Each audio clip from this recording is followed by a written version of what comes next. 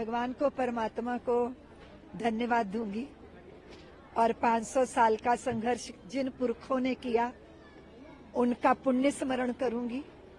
Car सेवकों के बलिदान ने,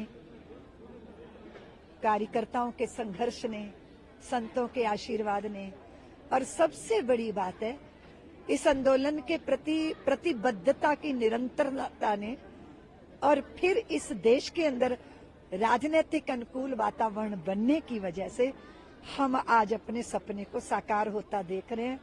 मैं सब ज्ञात अज्ञात सबको उनको वंदन करती हूँ। वो राघव के रणंजय थे, वो माधव के धनंजय थे, वो विरक्त संत थे, वो प्राणों की आहुति देने के लिए निकले थे। उन सब की कारण आज 22 जनवरी का दिन हम सबको देखने को प्राप्त होगा।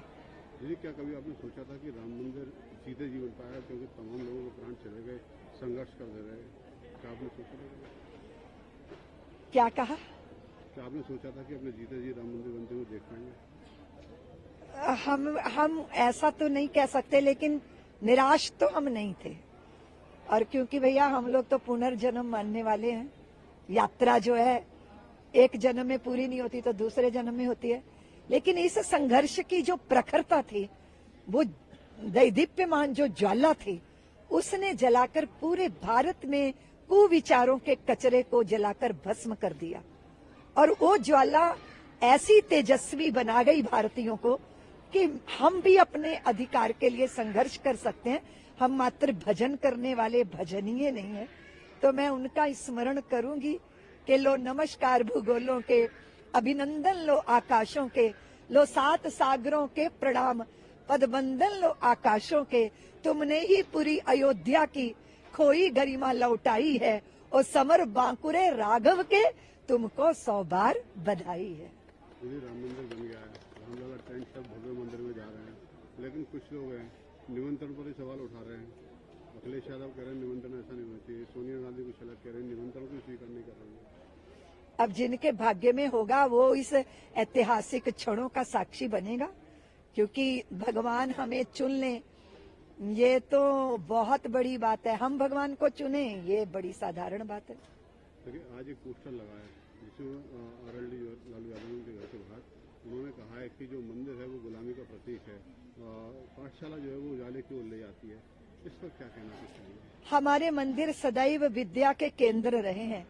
दूसरी बात है, भगवान की सत्ता को स्वीकार करने वाला ही अहंकारी मद से मुक्त होता है। जो ईश्वर को स्वीकार कर लेता है वो मनुष्य बनने की प्रक्रिया प्रारंभ हो जाती है। नहीं तो मनुष्य तो भेड़ियों में पलता है तो भेड़िया ही हो जाता है। धर्म ही, संस्कृति ही, परंपरा ही, संस्कार ही हमें मनुष्य बनाते हैं, और मनुष्य बनना ही विद्या का सबसे बड़ा लक्ष्य है। तो पहले झुकना सीखेंगे तभी तो कुछ प्राप्त होगा। बिना झुके तो घड़े में भी जल नहीं भरता।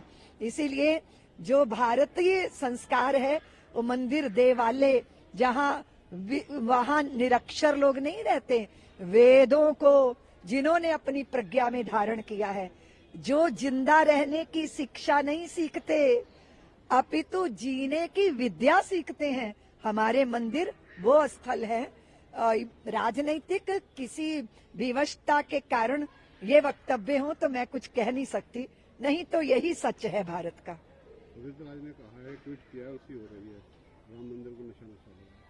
देखिए, मनु जी के नाम पे इस देश में बहुत राजनीति हुई है। अब सारा भारत जान गया है। ये अनर्गल प्रलाप करके लगातार भारतीयों को आजादी के बाद और पहले से ही अपने पुरखों की परंपरा से काटने का षड्यंत्र चला। लेकिन अब भारतीयों ने निश्चित कर लिया है कि हम किसी भी वृक्ष की अमर मेल नहीं है। हम तो स्वयं एक बड़ा विशाल वट वृक्ष है जिसमें सौमनस्यता है, सौहार्द है, प्रेम है, स्नेह है। चींटी से लेके ब्रह्मा तक में एक ही ब्रह्म सत्ता का दर्शन करने वाली विधा है। और आप जानते हो कि नजर बदल गई तो नजारे बदल गए, किश्ती का रुख बदला तो किनारे बदल गए। इसलिए अपनी अपनी तरह लोग सोचेंगे, देखेंगे, पर मेरी माँ भारती जाग चुकी है और उसकी संतानें भी अपने प्रति और अपने भविष्य के प्रति, आने वाले युगों के प्रति सजगता की भूमिका निभाने के लिए प्रतिबद्ध हो चुकी हैं। यदि कभी अयोध्या काशी मथुरा की बात हुआ करती थी, विकास करण हमारे प्रभु श्री कृष्ण ने भी मार्ग प्रशस्त कर दिया है।